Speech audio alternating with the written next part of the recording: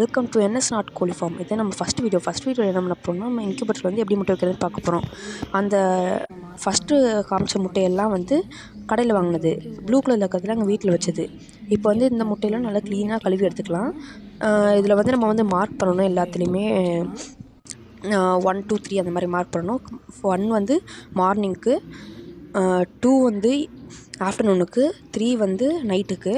இப்போ இந்த மாதிரி மார்க் பண்ணி வச்சதில் வந்து நான் டிஃப்ரெண்ட் கலர் யூஸ் பண்ணியிருக்கேன், நம்ம வீட்டு முட்டைக்கும் கடை முட்டைக்கும். இப்போ வந்து இது எல்லாமே நாட்டுக்கோழி முட்டை தான். ஃபஸ்ட்டு வந்து நம்ம இப்போ வந்து இன்குபேட்டரில் வைக்கலாம். அந்த எப்பயுமே வந்து பல்புக்கு நேராக கீழே தான் நம்ம வந்து தண்ணி வைக்கணும். தண்ணி வந்து ரொம்ப முக்கியம். குறைய நம்ம ஊற்றிக்கிட்டே இருக்கணும். இதில் மொத்தம் 28 முட்டை இருக்குது. இதை வந்து நம்ம மணலில் வச்சுக்கலாம், இல்லாட்டி எம்சானில் வச்சுக்கலாம். நான் எம்சானில் வச்சுருக்கேன்.